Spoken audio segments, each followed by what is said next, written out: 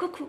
Aujourd'hui, je vais vous parler du parcours FJ. C'est un parcours dans lequel je suis depuis environ 5 ans. Donc je vais te raconter déjà comment j'ai su que j'étais dans un parcours FJ. Il y a une vidéo qui est assez complète déjà sur la chaîne, mais on va refaire le petit récap. Et ensuite, je vais te partager mon point de vue, ou en tout cas tout mon vécu. Parce qu'il y a beaucoup de choses qui se disent sur le parcours FJ, qui est un parcours de guérison. J'ai vraiment, là jusqu'à présent, genre mon expérience personnelle et ça me tenait à cœur de faire cette vidéo à ce moment donné dans ma vie. Donc le parcours FJ, de ce qu'on apprend en fait, ce serait deux personnes en gros qui ont la même âme, ok. Donc c'est une même âme scindée en deux, ok, et donc qui est mise dans deux corps bien distincts, un qui porte une dominante yin et l'autre qui porte une dominante yang. Donc c'est tout ce qui est action, projection, et l'autre ça va être plus genre rêverie, tempérance, réflexion intérieure et tout ça. Et donc les deux ont besoin d'équilibrer en fait l'énergie yin et l'énergie yang. Là comment dire, je réduis vraiment la notion de yin-yang. On peut apprendre plein d'autres choses sur ces deux énergies, féminin sacré, masculin sacré, mais voilà, le truc à comprendre c'est qu'en gros une polarité est plus élevée que l'autre, voilà, chez un individu et chez l'autre. Et donc c'est deux personnes qui vont se rencontrer à un moment dans leur vie. C'est une rencontre qui est genre inévitable en fait, qui est programmée dans le karma par les deux âmes. Et puis tadam, surprise. Donc en fait selon les parcours, selon les histoires, parfois les deux personnes ont conscience qu'elles sont dans un parcours FJ, donc elles se révèlent à elles-mêmes, mais il y a d'autres personnes du coup, que ce soit des couples hétéros ou des couples homosexuels, qui n'ont pas conscience en fait, genre une seule personne a conscience qu'il est dans un parcours FJ. Et donc ça en fait on le rencontre, genre on le sait, on l'apprend par les synchronicités de la vie en fait. Comment moi j'ai appris que j'étais en parcours FJ, en fait c'est très simple et en même temps mais vraiment fou. Donc j'ai rencontré ma FJ déjà sur Tinder. J'avais mis un périmètre, je crois, de genre 40-50 km. Et en fait, il était à plus de 100 km et on a matché comme ça. Il n'était pas dans le même département, mais on était quand même limitrophes. Et donc, moi, je cherchais rien de sérieux, je voulais juste m'amuser. Puis je me suis dit, let's go, tu vois. Le mec a l'air sympa, a l'air appétissant, let's go, c'est parti. Ne nous prenons pas la tête. Et donc on s'est rencontrés et en fait de suite ça a matché. Même si on était vraiment différents, on a quand même eu plein de points d'affinité. Et donc on s'est dit let's go, c'est parti. Donc au début il devait venir juste une journée chez moi pour qu'on se rencontre. Et puis au final ça a duré pendant plusieurs années. Donc j'ai été en couple du coup avec ma FJ. Il y a certaines personnes qui se mettent pas en couple avec leur FJ, c'est tout à fait possible. Nous pour le coup on a été vraiment en couple.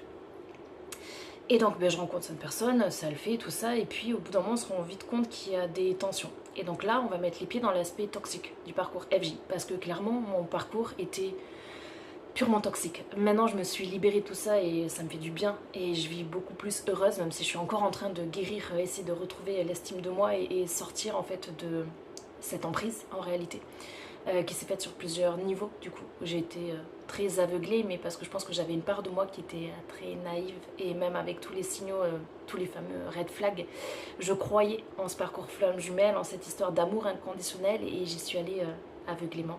Et depuis, j'ai rouvert le troisième œil et tout le tralala, et je pense vraiment qu'on ne me bernera plus, réellement. En tout cas, c'est une de mes intentions, de ne plus me faire berner, et de protéger les gens aussi le plus possible. Et de les croire et de leur faire confiance quand ils me parlent et qu'ils me parlent de leur ressenti. Donc en fait, donc je rencontre cette personne, et donc dans l'aspect toxique du coup on met les pieds direct dedans. C'est à dire que moi j'habite à Bordeaux, lui habite en Charente-Maritime, sa famille habite dans le Nord. Moi j'ai à cette époque là encore contact avec certains membres de ma famille, mais très très peu. En tout cas c'est toujours assez compliqué pour moi. J'ai enchaîné les dépressions, et quand je le rencontre, je sors de l'hôpital psy. Je crois que ça faisait genre 3 mois que j'étais sortie d'hôpital psy, et donc je tombe sur lui. À cette époque-là, j'avais déjà les pieds dans ma médiumnité, c'est-à-dire que genre je m'ouvrais un peu, comment dire, ouais, genre à la prière, aux intentions, les trucs comme ça, mais j'étais pas dedans comme je le suis maintenant. J'avais pas les mêmes croyances ou la même foi que ce que j'ai maintenant, ni même le visuel, parce que j'ai appris beaucoup de choses. Et donc on se met en couple et tout ça, et puis dès le départ en fait, je rencontre sa famille lors d'un grand événement où toute sa famille est rassemblée du coup. Et donc moi je le connais déjà, j'ai déjà passé du temps avec lui, on a passé tout le confinement ensemble et tout ça. Et donc en fait, pendant cette rencontre, je rencontre tous les membres de sa famille et donc il y a une personne de sa famille en particulier donc qui se présente, avec qui j'échange très très rapidement, et puis ma FJ est là avec moi. Je vais dire ma FJ pour pas dire son prénom, ok, même si je déteste dire ma FJ, mais voilà, c'est vraiment pour anonymiser, rendre anonyme le truc. Euh, et donc en gros, je parle avec cette personne, et puis là, cette personne dit à ma FJ, donc devant moi, bip avec cette personne, ne te montre pas impulsif parce que ça a l'air d'être une fille bien. Et donc, ok. Et là, moi, je trouve bizarre cette phrase. Et là, ça aurait pu mettre un red flag où j'aurais pu me dire, ok, il faut peut-être que je fasse gaffe, moi aussi. Mais c'est pas du tout ce qui se passe. Genre, une fois qu'on est que tous les deux, je dis, mais en fait, j'aime pas comment ta famille parle de toi, ça me met mal à l'aise qu'ils disent des choses comme ça devant moi. Ils pourraient à la limite te le dire à part dans l'intimité, mais j'aime pas trop comment ils parlent de toi. Et bref, je passe sur ça, la journée se passe et tout. Et puis il se passe plein d'autres moments où je découvre son impulsivité. Exemple, alors il faut savoir que genre je suis super gentille, mais vraiment, et c'est avec le recul où je me dis mais putain Steph, putain Steph, c'est de la gentillesse ou de la folie? Genre à quel point t'es aliénée en réalité? Des exemples. Un jour, on fait la cuisine. Je cuisine du poulet et il retourne le poulet et là il y a de l'huile bouillante du coup qui lui saute sur le bras et il s'énerve aussitôt. Mais genre un énervement qui est pas normal. Genre. Et là je me dis ok, il y a effectivement un truc qui n'est pas normal. Mais je passe au-dessus parce que j'ai une enfance entourée de violence en réalité. Beaucoup de rejet et tout ça. Et donc je me dis c'est pas grave, ok oui il est peut-être impulsif, je sais qu'il est un peu colérique mais ça va le faire, ça va passer. Et en fait, moi, dans l'adolescence, j'étais très impulsive. En fait, le milieu dans lequel j'ai grandi m'a rendue très malheureuse. Et en réalité, dans l'adolescence et tout ça, j'étais vraiment un électron libre. Et surtout, j'avais des crises de colère, en fait, où je supportais aucune autorité. Et donc, j'ai connu ces genres de dépassement un peu de soi, là, où... mais là, c'était genre dans la vie courante. Genre, du coup, c'était un peu bizarre. Autre événement qu'il y avait eu, c'est quand on s'était rencontrés à Bordeaux une fois, il va pour payer le parc-mètre. Et genre, je sais pas, il y a un bug avec le parc-mètre, et là, il a le réflexe de vouloir donner un coup de poing au parc-mètre, ok? Mais là, je vois, en fait, qu'il y a des trucs qui sont pas normaux. Mais pareil, je suis dans mon état d'esprit, du ouais, il y a un truc pas normal, mais en fait, ça peut changer. Genre, tu vois, ça reste encore, dans ma tête, ça reste encore raisonnable, même si c'est complètement fou, avec le recul. Autre truc qui se passe en lien avec le fameux parc-mètre. Un jour, on est à Bordeaux dans mon appartement, et donc on est posé, on est en mode couple, tout tranquille, on vit pas ensemble encore à ce moment-là. Et puis, il décide de pas payer le parking, ok? Et en fait, il guette quand même à la fenêtre, la voiture est garée en bas dans la rue. Et il faut savoir qu'à Bordeaux, il y a beaucoup de rondes. Hein. Eux, ils aiment bien surveiller, du coup, et mettre des PV quand c'est pas suivi, du coup, les stationnements. Et là, il voit qu'il y a le contrôleur, enfin l'agent de ville, du coup, qui est sur sa voiture. Il descend en flèche. Et donc, moi, en fait, les fenêtres sont grandes ouvertes chez moi. Je suis à l'étage. Je suis genre au deuxième étage.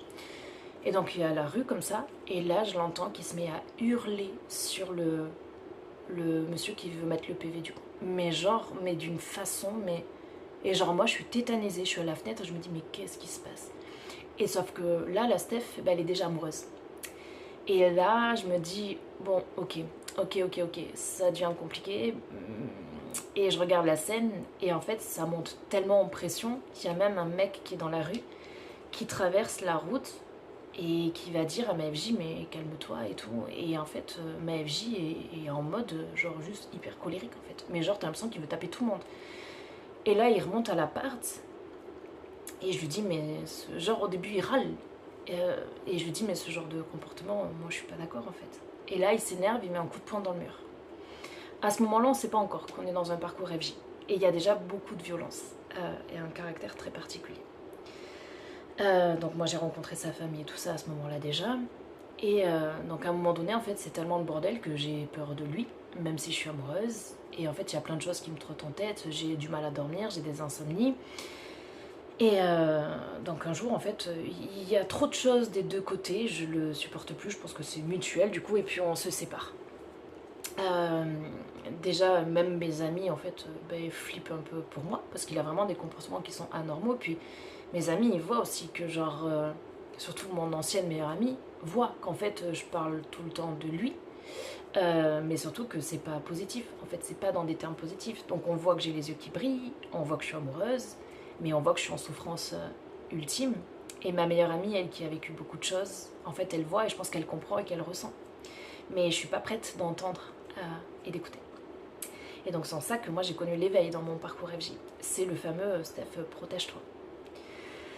Et donc on se sépare et puis c'est en période Covid et tout ça. Et donc un jour, pendant le confinement, je me dis je pars à Bordeaux, à Lyon. J'avais rencontré une fille sur Insta et donc je pars là-bas du coup. Donc à ce moment je suis pas au courant que je suis FJ, j'ai rencontré la personne du coup. Et là on est séparés. Ça fait à peu près 8 mois, 1 an je pense qu'on se connaît du coup. Mais qu'on a déjà vécu plein de péripéties, même en lien avec sa famille et tout ça genre. J'ai pas eu des comportements clean et il a eu des comportements carrément flippants. Ok, donc on en est dans cet état d'esprit là. Et donc je pars à Lyon. Et là je suis avec ma pote, on est dans le canapé et tout, on discute. Et en fait, ouais, genre on est toutes les deux et on est en mode vraiment chill, tu vois. Genre on se rejoint, on parle et tout. Et puis tu sais, on est vraiment en mode détente en fait. C'est comme quand t'es en apéro avec tes potes et tu racontes tous les trucs que tu vis dans ta journée, tu vois. Et surtout que elle, je l'ai rencontrée pour la première fois en vrai, même si on se connaissait du coup d'Instagram, on se parlait beaucoup déjà avant. Et donc on parle et donc je lui parle de ma FJ et puis je lui dis mais putain mais en fait ce mec quand même c'est bizarre, il y a un truc. Genre je me sentais attirée vers lui mais je savais en même temps que c'était pas bon. Genre je voyais tout, j'avais conscience de tout. Je voyais que mes amis s'inquiétaient, même moi je commençais à flipper de certains comportements mais en même temps il y avait des gestes d'amour, tu vois, ou que moi en tout cas j'interprétais comme des gestes d'amour en fait. Et par exemple, quand on s'est séparés, genre il est venu sur Bordeaux, et il y en a, ils vont trouver ça mignon, et il y en a d'autres, ils vont trouver ça flippant. Et en fait, je lui avais dit ne viens plus chez moi, en gros, parce que c'était trop le bordel. Et il était quand même revenu chez moi, parce qu'à l'époque, il cherchait du travail sur Bordeaux. Et il m'avait mis genre un origami en forme de cœur qu'il avait fait lui-même dans ma boîte aux lettres, alors que je lui avais dit ne viens plus chez moi. Et donc certains de mes potes avaient peur en fait. Puis moi, à cette période, en plus, je faisais plein de cauchemars parce que c'était vraiment des situations traumatisantes.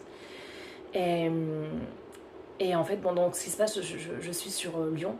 Et donc je suis avec ma pote dans le canapé, bref, on fume ce joint, on discute et tout, on parle de la vie de tous les jours. Et je lui dis, mais ce mec, en fait, c'est bizarre parce que genre, ce que je ressens, genre, je l'ai jamais vécu et ça m'intrigue, c'est surtout ça.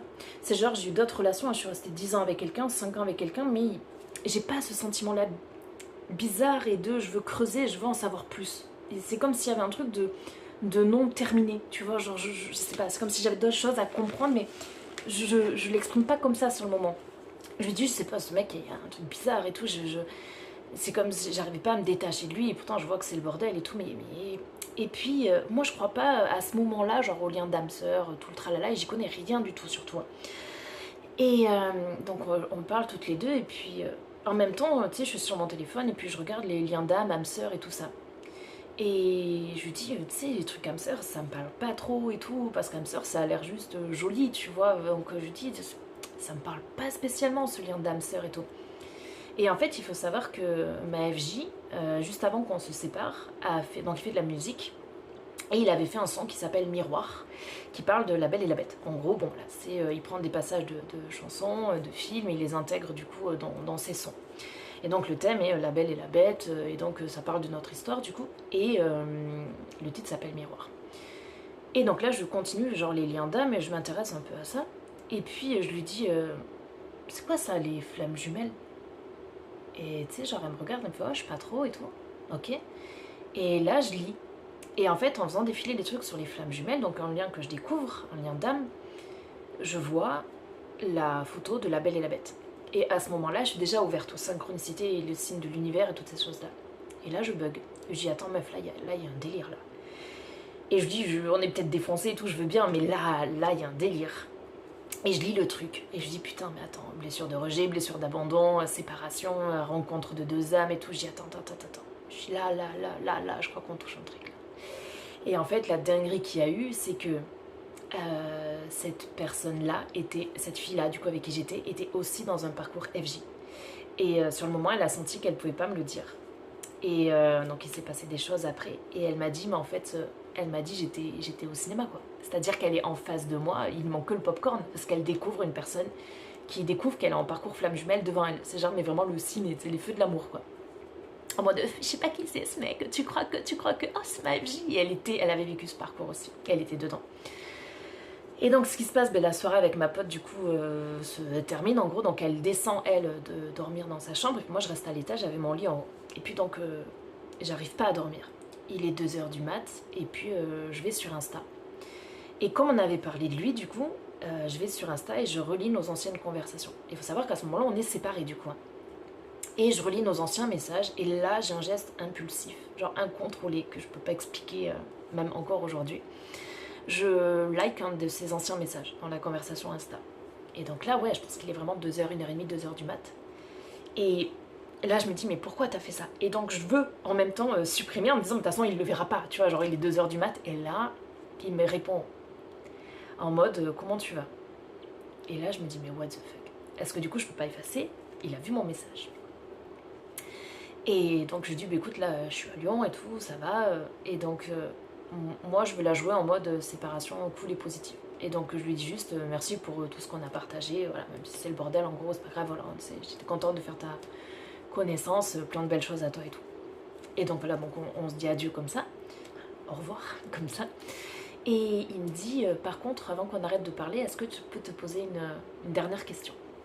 Et donc là, ce qu'il se passe, c'est que pendant que j'avais la discussion sur le canapé avec ma pote, j'ai copié le lien de la page internet Flamme Jumelle avec la fameuse Belle et la Bête. Et donc il faut savoir que dans les Flammes Jumelles il y a cet effet miroir, donc le même titre que sa chanson, et en fait il y a trop de choses, tu vois, genre je le sens, au fond de moi je sens qu'il y a un truc. Et donc là je lui dis, tu vois, lui il me dit est-ce que je peux te poser une dernière question? Et je lui dis oui bien sûr, il n'y a pas de souci.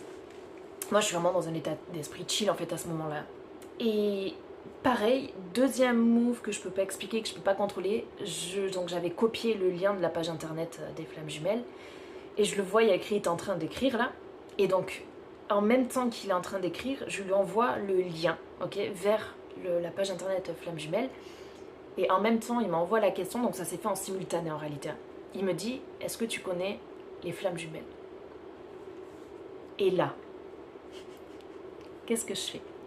Je descends, je vais voir ma pote dans sa chambre et je dis mais meuf c'est un fou le mec, en fait c'est un fou. Parce que moi rappelle-toi que j'avais peur un peu de lui quand même, tu vois, parce qu'il était trop impulsif, agressif, il y avait des comportements violents.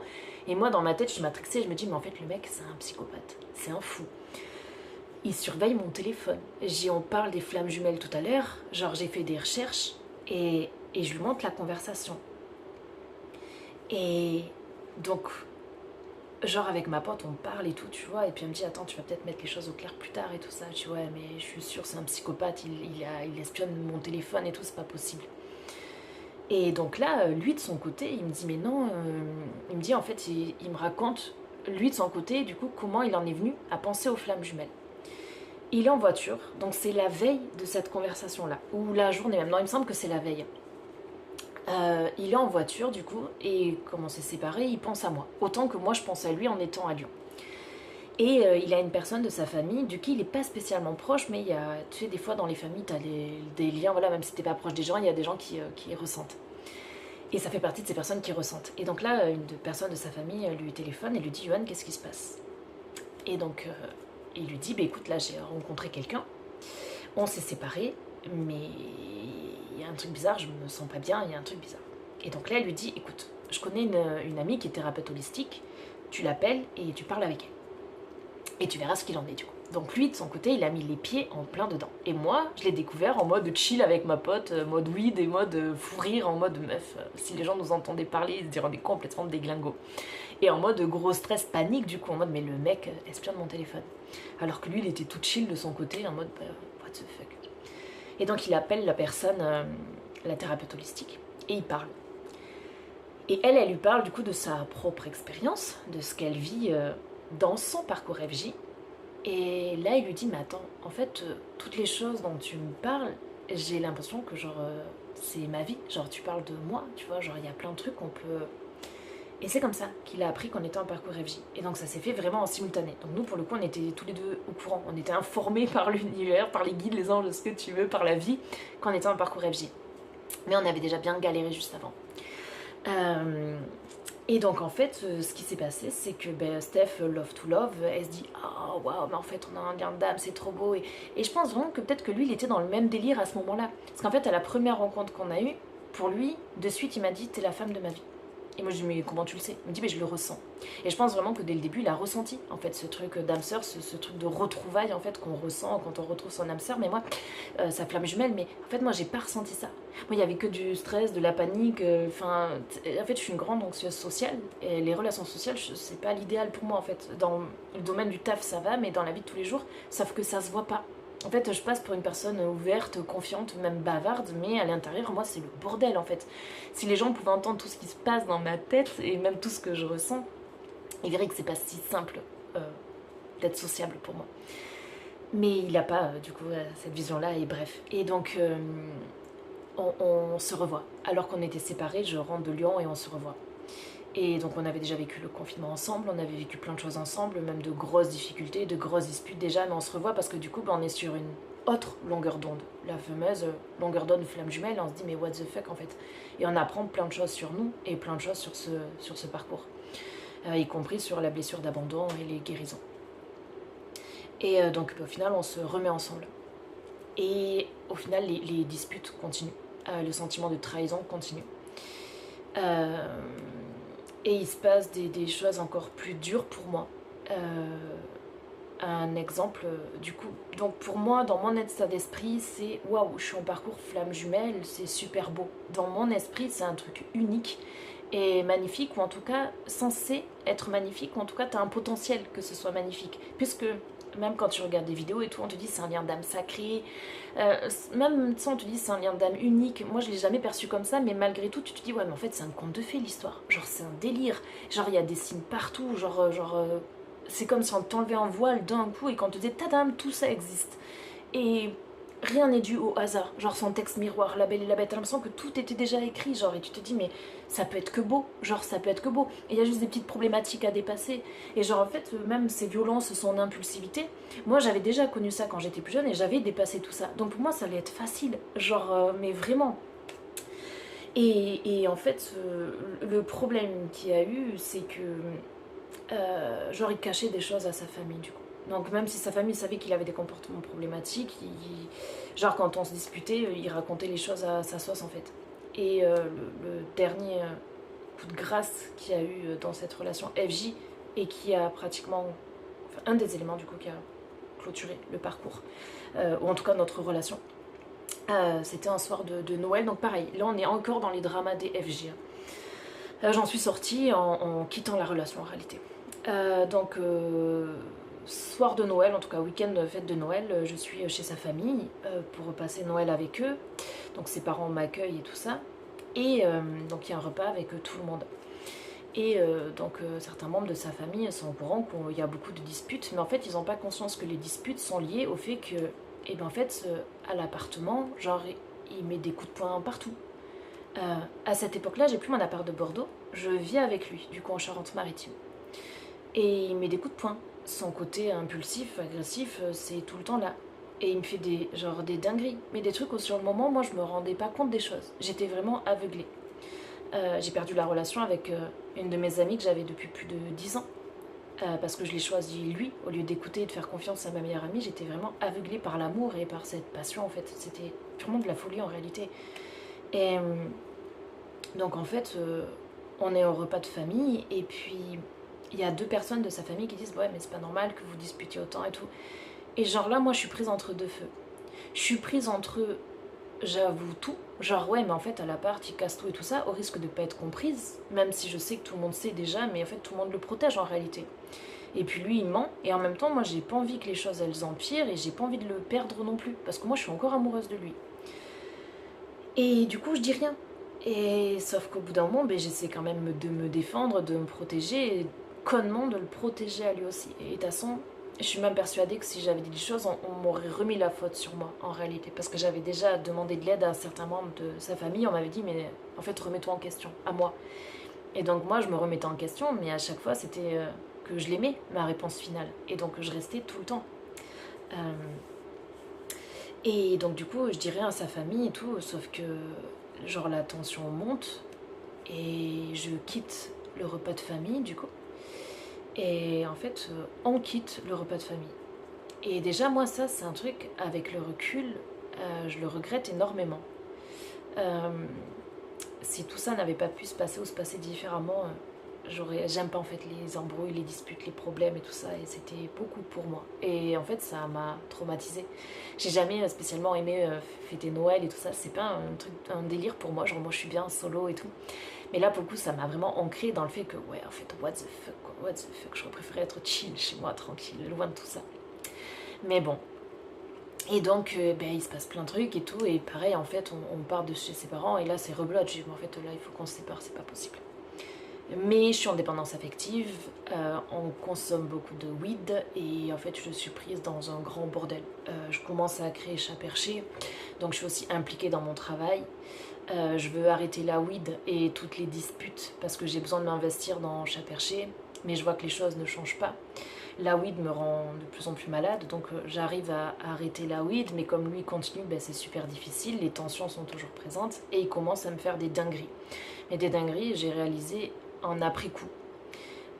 Donc c'est pas des violences de fou, j'ai connu les violences physiques, et là c'est des violences vraiment d'un autre niveau, genre c'est plus psychologique, de la manipulation et tout, et genre encore maintenant, je médite encore sur ça en me disant, mais il y a des êtres humains qui fonctionnent et qui pensent comme ça. Genre pour moi, je sais qu'il y a des gens qui ne fonctionnent pas comme moi, tu vois, dans les champs de pensée, je sais pas, dans les réflexions et tout ça, mais là, ça m'a ouvert à une nouvelle vision en mode, mais what the fuck. En gros, ce qui s'est passé, un des trucs les plus marquants pour moi maintenant avec le recul et maintenant que la relation s'est terminée, et juste pour info, pour clôturer aussi, c'est la police qui m'a conseillé de partir. Parce qu'il m'a fait une sorte de chantage au suicide. Et après coup, il m'a dit non, c'est pas vrai.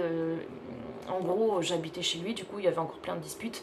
Il dormait plus, enfin, il voulait plus, il se couchait même plus en même temps que moi. Il restait sur son téléphone, sur le canapé. Et il faut savoir que moi, j'avais pas d'endroit où aller vivre en fait. Donc j'étais vraiment coincée en Charente-Maritime. Et, et en fait, un soir, énième dispute, mais genre à 2h, 2h30 du mat, et il me dit je te laisse le chien, je te laisse l'appart, et il s'est barré en voiture, en pleine nuit. Et bon, quand tu dis je te laisse le chien, je te laisse l'appart, et que tu te barres en pleine nuit, comment tu veux interpréter ça? En sachant que moi, j'ai un passif où il y a beaucoup de trucs difficiles dans ma vie. Et du coup, moi, j'ai appelé la police au bout de 20 minutes, parce que j'étais en surangoisse, et c'est les policiers qui l'ont eu au téléphone et qui m'ont rappelé en suivant et qui m'ont dit mais madame, ils sont venus du coup me voir. Au début ils m'ont téléphoné et donc ils se sont déplacés ensuite pour me dire mais en fait il a répondu au téléphone donc on sait où il est, mais madame faites attention parce qu'il vous manipule. Et là moi je me suis effondrée en mode ouais au fait j'ai ma confirmation de tout ce que je pensais, de tout ce que je ressentais, de tout ce qui me faisait peur. Ça a été confirmé, il fallait que je parte, mais la relation s'est pas terminée là. Genre c'était trop dur pour moi. Malgré tous les trucs que j'ai vécu, c'était trop difficile. Et là, ça dépassait le parcours FJ, parce que j'étais rentrée du coup sous emprise déjà. Sous emprise affective, émotionnelle, tout le tralala. Et toute sa famille, à lui en tout cas beaucoup de membres, enfin, des membres de sa famille me détestaient. Et donc ça a jamais facilité la tâche et jamais personne s'est dit... ou à interpréter les choses en mode mais en fait il faut peut-être qu'il se fasse soigner, sa violence n'est pas normale en fait, tu vois. C'est pas normal de s'en prendre autant à la femme qu'on aime, mais comme il mentait et qu'il transformait beaucoup de choses, il n'y avait pas d'égalité en fait. Enfin, et en gros du coup j'essaie de recentrer parce qu'en fait émotionnellement ça va dans tous les sens. Pour moi c'est des souvenirs difficiles, mais je voulais vous en parler pour vraiment faire le point genre sur le parcours FJ et mettre un peu de recul et de distance sur tout ce qu'on entend, et puis mettre en lumière la notion d'emprise aussi. Donc en fait ce qui s'est passé c'est que avant cette rencontre là, j'ai vécu 10 ans avec une autre personne, avec un homme. On avait une maison, on était propriétaires, donc à notre séparation on a revendu la maison, et donc j'avais un petit peu d'argent de la revente de la maison. Et il faut savoir que moi, ma façon de montrer que j'aime les gens ou de leur donner de l'amour, de l'attention, peu importe, c'était de faire des cadeaux. Et donc j'adore payer les restos et tout ça.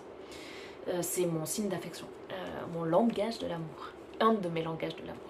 Et donc j'avais de l'argent, donc bingo, autant en profiter. Et donc là, il y a un truc que j'ai compris très récemment. Mais ça va remonter à il y a peut-être 2-3 ans, je pense. Ouais, 3 ans, je pense. Donc je vivais avec lui. Et énième dispute. Oh, il aimait bien casser des trucs. Et donc là, on a une tabasse et il met un coup de poing dans la tabasse. Et tu sais, c'est les tables Ikea là qui sont pas très solides, tu vois.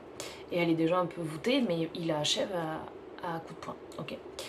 Euh, et genre, il se passe ça et tout, dispute, il casse la table. Et en fait, moi j'avais des émotions, genre je peux monter très haut et redescendre aussitôt. Et me calmer de suite en fait. Et là, je vois la table et tout, et en fait, ça me rend triste. Parce que moi, je veux pas ça. Moi, je veux une relation saine et sereine. Et je tournais beaucoup la page. À chaque fois, je tournais la page. Essayer de redémarrer sur quelque chose de nouveau, de sain. Et donc, je vois cette table coupée en deux. Et je dis, écoute, tu vas la jeter. Et je regarde sur le bon coin et je trouve une autre table. Donc, moi, je pardonne aussitôt.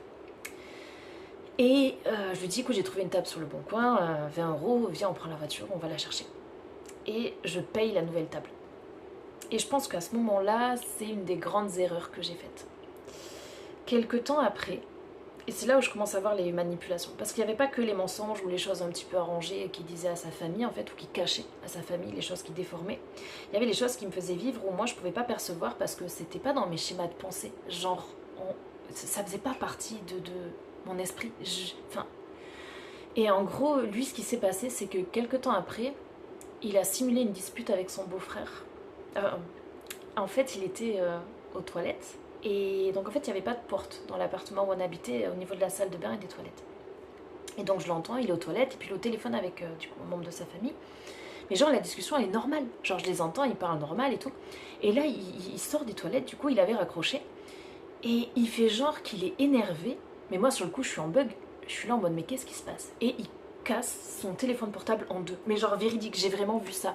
C'est-à-dire qu'il y a eu un switch énorme entre la discussion, genre, où tout était normal. Tu sais, genre, j'entendais pas tout ce qu'il disait, mais le ton de voix était normal. Tu sais, il n'y avait pas de truc abusé ou quoi. Tu sais, quand tu t'énerves ou que tu te disputes avec quelqu'un, tu l'entends, tu vois, quand quelqu'un se dispute même au téléphone.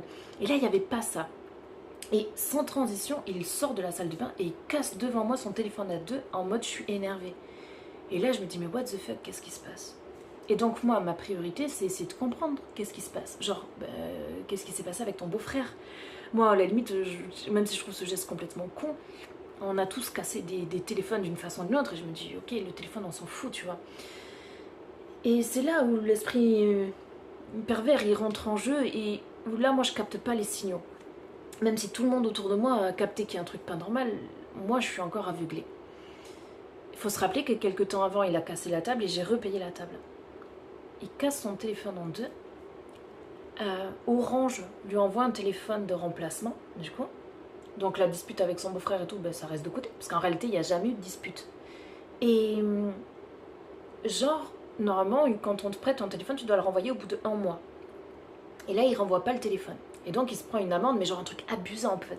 Je crois que genre, je veux pas mentir, mais je crois que c'était genre 200 balles l'amende. Il devait, du coup, comme il n'avait pas renvoyé le téléphone à temps, payer 200 € d'amende. Et moi, je me dis, et là, en fait, c'est là où on voit que j'avais commencé à switcher dans la même colère qui portait cette notion d'impulsivité. Je commençais à être colérique, à être beaucoup moins tolérante, beaucoup moins patiente. Et je recommençais même à avoir des gestes que j'avais dans l'adolescence, où genre, je renversais des objets et tout ça. Genre des crises de dispute, je pouvais balancer la télé par terre. Et là, je commençais déjà à sortir de tout ça. Et je commençais déjà à me dire, là, vraiment, vraiment, vraiment, il y a un truc qui se passe qui est pas normal. Genre vraiment, là, dans ces moments-là, où à partir du moment où moi, j'ai commencé à devenir violente, agressive, impulsive, ce que je ressentais en moi, c'est là où j'ai compris que c'était pas le bon chemin, qu'il y avait un truc qui n'allait pas. Au-delà de perdre mes amis et tout ça, de perdre mon équilibre, même... Putain, c'est là où je me suis dit, non, là, Steph, là, vraiment, il y a un truc qui est pas normal. Tu peux pas vivre ou revivre tout ça. Et genre, je suis au téléphone, du coup, et j'embrouille la femme de Orange en disant, attendez, le téléphone, il va le ramener, ne lui mettez pas l'amende et tout ça. Bon, bref, Steph, bon samaritain, tu vois. Et je dis, ben non, écoute, faut que tu payes l'amende, en fait. Et c'est avec le recul que j'ai compris qu'il avait eu ce geste-là, qui n'était pas du tout un geste anodin, pour que... en fait, je lui paye un nouveau téléphone. Mais ça, sur le moment, je n'avais pas conscience. Et donc, on en vient au moment où il y a une énième dispute. La police débarque et me dit, madame, ben, en fait, il vous manipule. Et là, tout s'enchaîne. Et je me dis, ben ouais, il y a un délire. Sauf que moi, je suis encore amoureuse. Une association me récupère.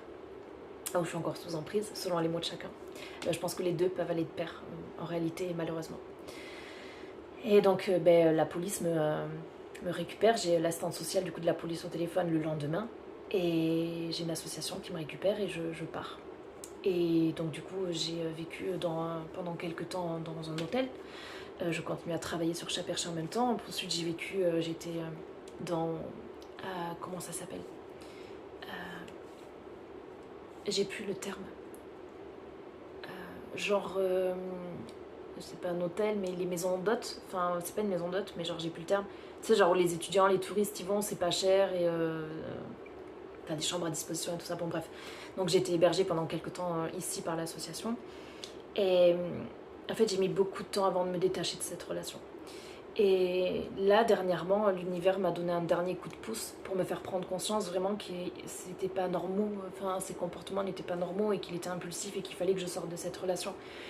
Et oui, le parcours femme jumelle parle d'amour inconditionnel, mais c'est aussi savoir s'apporter de l'amour à soi de façon inconditionnelle, savoir se pardonner à soi-même, parce que je vous assure que quand vous croyez au conte de fées, quand vous croyez à tout ça, qui peut être complètement illusoire selon les parcours de chacun, ça peut vous traumatiser, complètement vous détruire et vous faire couler complètement. Et j'ai mis beaucoup de temps à sortir de la relation, du coup, de cette emprise.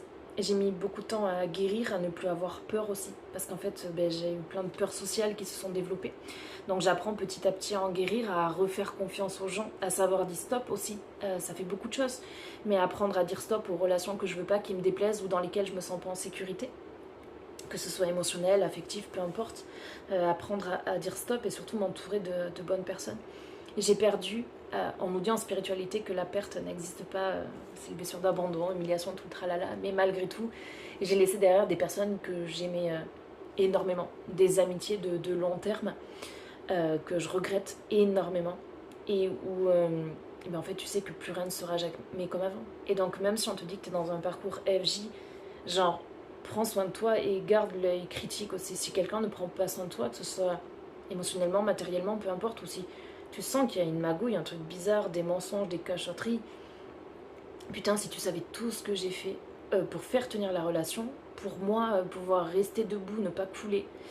L'avantage de cette relation, c'est que ça m'a aidé moi à sortir de mon trouble dépressif en réalité. Parce que j'ai tellement voulu me battre pour cette relation, pour le parcours FJ et pour moi-même, que j'ai réussi à combattre ma dépression chronique en réalité.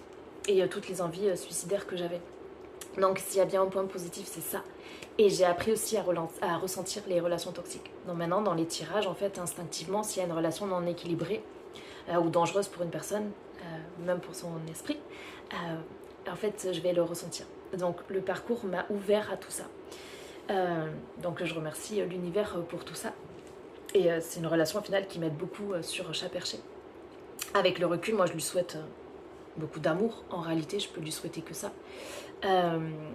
Et voilà, hein, je voulais vous parler de tout ça pour que vous puissiez voir l'autre phase.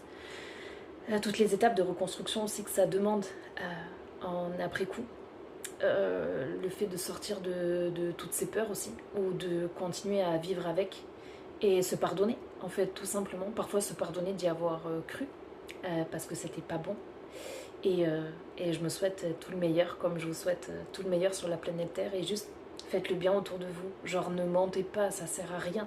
Et n'utilisez pas les gens, ne soyez pas dans la complaisance quand il ne faut pas l'être. Si quelqu'un souffre, parlez-en. Et les bonnes personnes reviendront toujours, ou seront toujours sur votre chemin. Prenez bien soin de vous et faites attention à tout ce qu'on entend sur le parcours FJ, même dans le domaine amoureux de façon générale. Gardez votre estime de vous-même et respectez-vous toujours, genre vraiment. Et si j'avais un enfant, je lui dirais, mais vraiment fais attention à tes relations. Si quelqu'un te manque de respect ou que tu sens que tu es sous une certaine emprise et que tu vois plus clair, parle-en autour de toi et fais vraiment attention. Garde l'esprit critique. Et ne te laisse pas vivre ce que tu... Comment dire? Imaginons, tu as une amie qui vit ce que j'ai vécu, ou qui vit peut-être ce que toi tu vis. Quels seraient les conseils que tu lui donnerais? Est-ce que tu lui dirais de rester dans cette situation ou pas? Traite-toi comme tu traiterais ton meilleur pote ou une personne que tu aimes puissance 10 000. Et si tu as des doutes, fais confiance aux doutes. Et tu trouveras toujours les réponses, mais voilà. C'est important pour moi de vous partager du coup l'envers du décor, de vous parler de toutes mes peurs, même des peurs générales du parcours FJ parce qu'on entend beaucoup de choses et ça me fait flipper clairement. Il y a plein de trucs sur internet qui me font flipper parce que non, tous les parcours ne sont pas tout beau, tout rose. Oui, il y a de belles histoires merveilleuses, mais tous les contrats karmiques ne se terminent pas comme ça. Et je vous souhaite vraiment de prendre soin de vous, puissance 10 milliards, jusqu'aux étoiles et l'infini.